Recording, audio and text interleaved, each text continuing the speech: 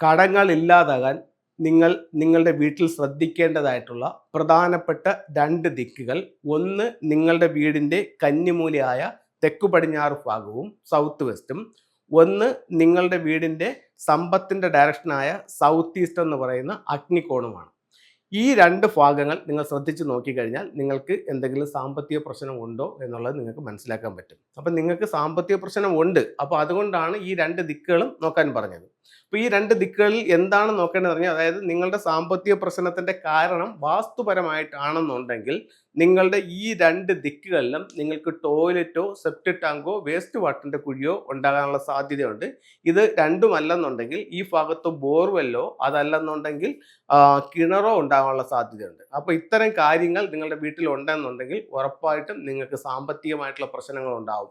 എത്ര പൈസ വന്നാലും കയ്യിൽ നിൽക്കാതെ പോവുകയും അത് ചിലവായി പോകുന്നൊരവസ്ഥ ഉണ്ടാവും. പല വീട്ടുകാരും പറയുന്നുണ്ട്, എത്ര പൈസ വന്നാലും അതിൻ്റെ തൊട്ട് പുറമെന്ന് അതിൻ്റെ ഇരട്ടിക്ക് മറ്റൊരു ചിലവ് വരുന്നുണ്ടെന്ന് പല വീട്ടുകാരും പറയുന്നുണ്ട്. അതിൻ്റെ പ്രധാന കാരണം ഇതാണ്. അപ്പം നിങ്ങൾ നോക്കുമ്പോൾ നിങ്ങളുടെ വീടിൻ്റെ ഈ പറയപ്പെടുന്ന അഗ്നികോണിലോ അല്ലെങ്കിൽ ഈ പറയപ്പെടുന്ന കന്നിമൂല ഭാഗത്തോ നിങ്ങൾക്കൊരു ദോഷമില്ല എന്ന് കരുതുക. എങ്കിലും നിങ്ങൾക്ക് ഇത്തരം പ്രശ്നമുണ്ടെന്നുണ്ടെങ്കിൽ എന്തുകൊണ്ട് സംഭവിക്കുന്നു എന്ന് ചോദിച്ചു കഴിഞ്ഞാൽ, നിങ്ങളുടെ വീടിൻ്റെ ഫ്ലൈങ് സ്റ്റാർ എന്ന് പറഞ്ഞൊരു കണക്കുണ്ട്. അതായത് നിങ്ങളുടെ വീട് വെച്ച അന്ന് മുതൽ നിങ്ങളുടെ വീടിൻ്റെ ഓരോ ദിക്കിലും 2 നമ്പറുകൾ വീതം വരുന്നുണ്ട്. അതിനാണ് ഫ്ലൈങ് സ്റ്റാർ നമ്പർ എന്ന് പറയുന്നത്. ആ നമ്പറുകൾ നിങ്ങൾ മനസ്സിലാക്കുക. അത് പല വീടിനും വ്യത്യസ്തമായിരിക്കും. അപ്പോൾ അത് അത്തരത്തിൽ നിങ്ങൾക്ക് മനസ്സിലാക്കണമെന്നുണ്ടെങ്കിൽ നിങ്ങൾക്ക് നല്ലൊരു ഫെങ്ഷി കൺസൾട്ടന്റ് സേവനം ആവശ്യമായിട്ടുണ്ട്. അപ്പോൾ അദ്ദേഹത്തെ വിളിച്ചിട്ട് ഈ ദിക്കുകൾ ഏതൊക്കെ ഭാഗത്ത് എന്തൊക്കെ നക്ഷത്രങ്ങളാണ് വന്നിരിക്കുന്നത്, അത് നിങ്ങളെ എങ്ങനെ ബാധിക്കുന്നു എന്നുള്ളത് നോക്കുക. അപ്പോൾ ഇത്തരത്തിൽ പ്രശ്നമുള്ള വീടുകളിൽ ഒന്നുകിൽ നിങ്ങളുടെ വീടിൻ്റെ പ്രധാന വാതിലിൽ ഒരു ടോട്ടൽ ലോസ് എന്ന് പറയുന്ന 5 എന്ന് പറയുന്നൊരു നക്ഷത്രം വന്നിട്ടുണ്ടാവും. അല്ലെങ്കിൽ നിങ്ങൾ കിടക്കുന്ന ബെഡ്റൂമിൽ ഒരു 5ൻ്റെ നക്ഷത്രം ഉണ്ടാവും. അതല്ല നിങ്ങളെ മറ്റുള്ളവർ ശരിക്കും പറ്റിക്കുകയാണ്, പൈസ വാങ്ങിച്ചിട്ട് തിരിച്ചു തരുന്നില്ല, അല്ലെന്നുണ്ടെങ്കിൽ സാമ്പത്തികമായിട്ടുള്ള നഷ്ടങ്ങൾ നിങ്ങൾക്ക് വരുത്തിക്കൊണ്ട് നിങ്ങളെ പറ്റിക്കുകയാണെന്നുണ്ടെങ്കിൽ നിങ്ങളുടെ വാതിലിലോ നിങ്ങളുടെ ബെഡ്റൂമിലോ ഈ 7 എന്ന് പറയുന്നത് സ്റ്റാർ ഉണ്ടാവും. അപ്പം ഇങ്ങനെയുള്ള നക്ഷത്രങ്ങൾ ഏതാണ് നിങ്ങളുടെ വാതിലിലും നിങ്ങളുടെ ബെഡ്റൂമിലും വന്നിരിക്കുന്നതെന്ന് മനസ്സിലാക്കുക. അതിന് അതിൻ്റെതായിട്ടുള്ള ചില റെമഡികളുണ്ട്.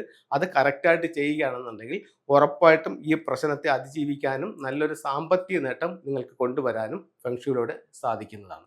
ഇപ്പോൾ ഫെങ്ഷു എന്ന് പറയുമ്പോഴത്തേക്കെന്ന് പറഞ്ഞു കഴിഞ്ഞാൽ 2 രീതിയിൽ കൈകാര്യം ചെയ്യാം. ഒന്ന് എലമെന്റുകൾ ഉപയോഗിച്ചുകൊണ്ട് കറക്റ്റ് ചെയ്യാം, ഒന്ന് സിംബോളിക് ആയിട്ടുള്ള സാധനങ്ങൾ ഉപയോഗിച്ചുകൊണ്ട് കറക്റ്റ് ചെയ്യാം. എലമെന്റുകൾ ഉപയോഗിച്ചുകൊണ്ട് കറക്റ്റ് ചെയ്യുമ്പോഴത്തേക്കും നമുക്ക് വാട്ടർ ധാര, ജലം, അക്വേറിയം, ഫൗണ്ടൻ അങ്ങനെയുള്ളത് വയ്ക്കാം. പിന്നെ അത് കഴിഞ്ഞ് വിൻഡ് ചൈംസ് ഉപയോഗിക്കാം. പിന്നെ അതുപോലെ തന്നെ നമുക്ക് ഫയർ എലമെന്റിനായിട്ട് ചില കളർ സ്കീമുകൾ ഉപയോഗിച്ചുകൊണ്ട് തന്നെ കറക്റ്റ് ചെയ്യാം. അതുപോലെ തന്നെ എർത്തിനാണെങ്കിൽ ക്രിസ്റ്റൽസ് ഉപയോഗിച്ചുകൊണ്ട് ചെയ്യാം. പക്ഷേ സിംബോളിക് ആയിട്ടുള്ള ചില ചിത്രങ്ങളോ ചില രൂപങ്ങളോ അതാത് സ്ഥലങ്ങളിൽ വെക്കുകയാണെങ്കിൽ അതിൻ്റെ റിസൾട്ട് നമ്മുടെ ലൈഫിലേക്ക് വരും.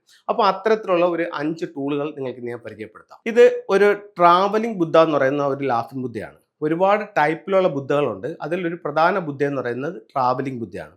അപ്പോൾ എല്ലാ സൗഭാഗ്യങ്ങളുമായിട്ട് സമ്പത്തോടുകൂടി നമ്മുടെ വീട്ടിലേക്ക് ഒരു ലാഫിംഗ് ബുദ്ധ കടന്നു വരുന്ന രീതിയിൽ പ്രധാന ഡോറിൽ നിന്നും വീടിനുള്ളിലേക്ക് നോക്കി ഇതിനെ പ്ലേസ് ചെയ്യാവുന്നതാണ്. ഇത് ഒരു മണി ഫ്രോഗ് ആണ്. ഇത് മെയിൻ ഡോറിൽ നിന്നും വീടിനുള്ളിലേക്ക് നോക്കി ഡോറിന്റെ ലെഫ്റ്റിലോ റൈറ്റിലോ ഗ്രൗണ്ടിൽ ഇതിനെ വെക്കാവുന്നതാണ്. ഇതിന്റെ ചുണ്ടിൽ ഒരു ചൈനീസ് കോയിൻ കൂടെ വെക്കാം. ഇത് അരോന മത്സ്യം എന്ന് പറയുന്ന സ്റ്റാച്ചു ആണ്. ഇത് നിങ്ങൾക്ക് ലൈവും വെക്കാം, ഇതുപോലെയുള്ള സ്റ്റാച്ചുവും വെക്കാം. ഇത് വെക്കേണ്ടത് നിങ്ങളുടെ സ്വീകരണ മുറിയുടെ നോർത്ത് ഭാഗത്താണ്. ഇത് ഒരു ഡ്രാഗൺ ബോട്ടാണ്. ഇതിനകത്ത് കുറേ ദിവ്യന്മാർ കുറേ വെൽത്തുമായിട്ട് ഈ ഷിപ്പിൽ വരുന്നതായിട്ടാണ് ഇത് സിംബോളിക്കായിട്ട് ചെയ്തിരിക്കുന്നത്.